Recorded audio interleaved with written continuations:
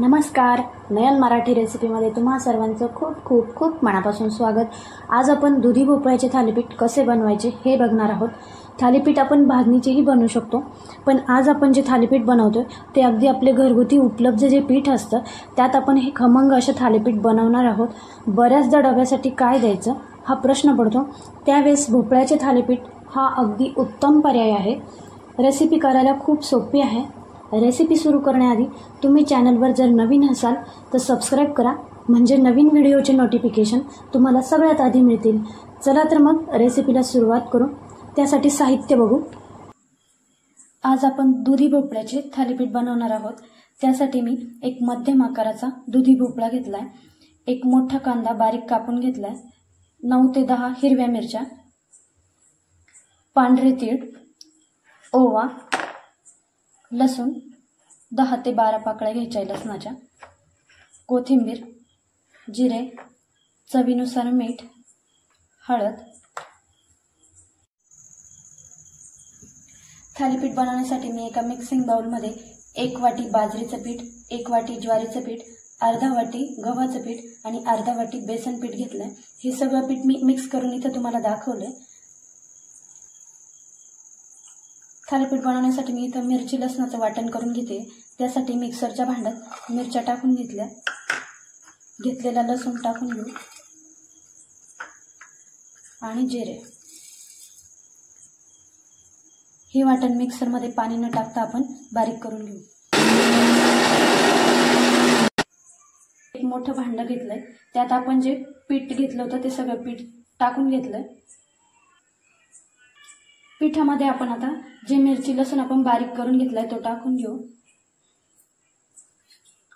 त्यानंतर आपण जे एक मोठा कांदा कापून घेतला तो टाकून घेऊ.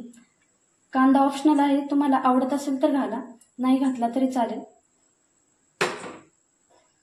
ओवा थोडासा हातावर चोळून घ्यायचा आहे.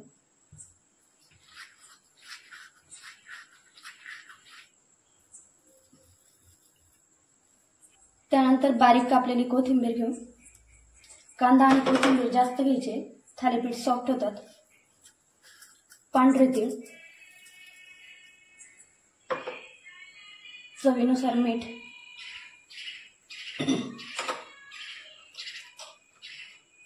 आणि थालीपीठाला रंग येण्यासाठी आपण हळद टाकून घेतोय. हे सर्व साहित्य पिठामध्ये व्यवस्थित मिक्स करून घ्यायचं. त्यानंतर आपण भोपळा किसून घेतोय. भोपळा कोवळा आहे त्यामुळे मी त्याची साल काढली नाही. भोपळा खूप आधी किसून ठेवायचा नाही, जास्त वेळ किसून ठेवला की भोपळा काळा पडतो. ज्यावेळेस आपण थालीपीठाचं मिश्रण तयार करतो त्याच वेळेस भोपळा किसून घ्यायचा आहे. त्यानंतर पीठ आपण व्यवस्थित मिक्स करून घेतोय. पीठ मिक्स करण्याच्या आधी मी हाताला थोडंसं तेल लावून घेतलंय. थालीपीठाच्या पिठामध्ये आपण मिरच्या घातल्या, त्याच्याने हाताची आग होते. तेल लावल्याने थोडीशी आग कमी होते. भोपळ्याला स्वतःच एक मॉइश्चर असतं, त्यामुळे आपण या पिठात पाणी घालणार नाहीये. भोपळ्याचं जे पाणी सुटतं त्यातच पीठ व्यवस्थित मिक्स करून घ्यायचंय. पीठ मळताना थोडंसं पाणी लागलं तर टाकून घ्यायचंय. मला साधारण एक अर्धी वाटी इथं पाणी लागलंय तर मी टाकून घेतलं. अशा पद्धतीने आपलं भोपळ्याच्या थालीपीठाचं पीठ तयार झालंय. त्यानंतर आपण थालीपीठ बनवायला घेऊ.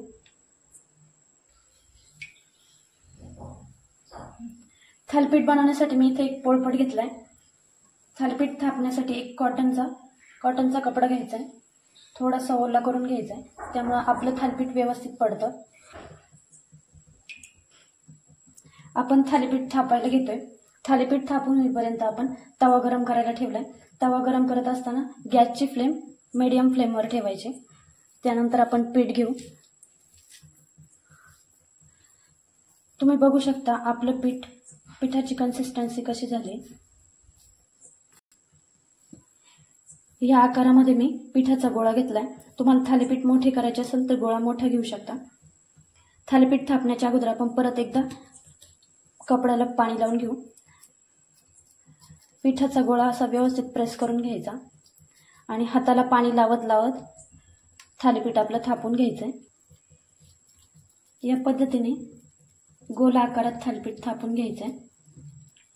तुम्हाला कुरकुरीत थालीपीठ पाहिजे असेल तर पिठाचा गोळा कमी घ्यायचा आणि पातळ थापून घ्यायचं आहे. त्यानंतर आपण थालीपीठाला चारही बाजूनी होल पाडून घ्यायचे. तुम्ही बघू शकता आपला तवा छान गरम झालाय. त्यानंतर आपण तेल घालून घेऊ.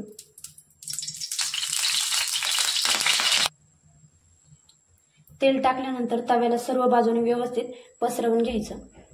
पहिलं थालीपीठ करताना तेल थोडंसं जास्त वापरायचं.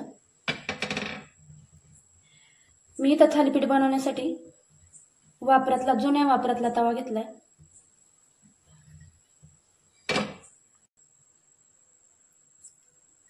त्यानंतर आपण थालीपीठ टाकून घेतोय.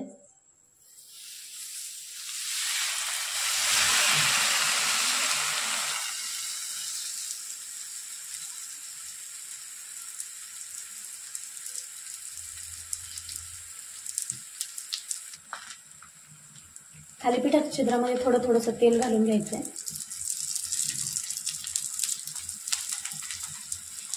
कपडा ओला केल्यामुळे आपलं थालीपीठ लवकर निघतं. गॅस मीडियम फ्लेमवरच ठेवायचा. साधारण 1 मिनिटानंतर आपण थालीपीठ उलटवून घेऊ.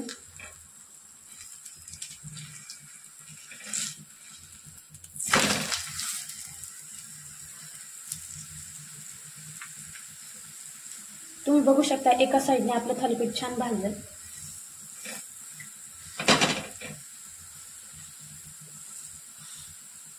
थोडंसं प्रेस करून भाजून घ्यायचंय.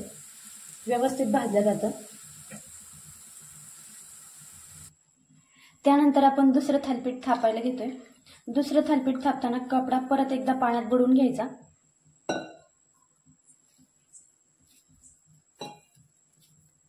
गोळा पिठाचा मळून घेतलाय.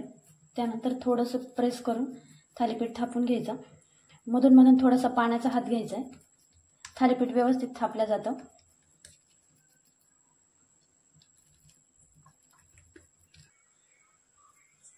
त्यानंतर आपण दुसरं थालीपीठ तव्यावर टाकून घेतोय. एकदम हलकं टाकायचं.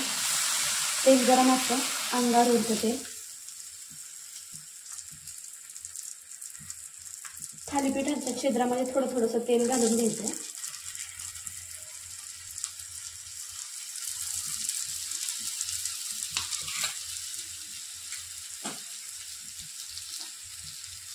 गॅस मंद आचेवर ठेवून आपलं थालीपीठ व्यवस्थित भाजून घ्यायचं.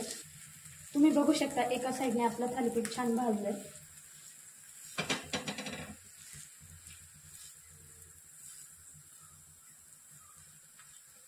थोडंसं प्रेस करत करत सर्व बाजूनी भाजून घ्यायचंय.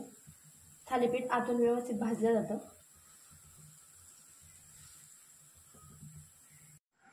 अशा पद्धतीने आपले गरमागरम थालीपीठ तयार आहेत. तुम्ही अगदी चटणीसोबत, दह्यासोबत तुमच्या आवडीप्रमाणे खाऊ शकता. बाहेर छान पाऊस पडतोय. मस्त गरमागरम थालीपीठ, वेगळीच मजा येईल. रेसिपी नक्की करून बघा. व्हिडिओ आवडल्यास लाईक करा, शेअर करा. पुन्हा भेटूया अशाच एका नवीन रेसिपीमध्ये. तोपर्यंत बाय.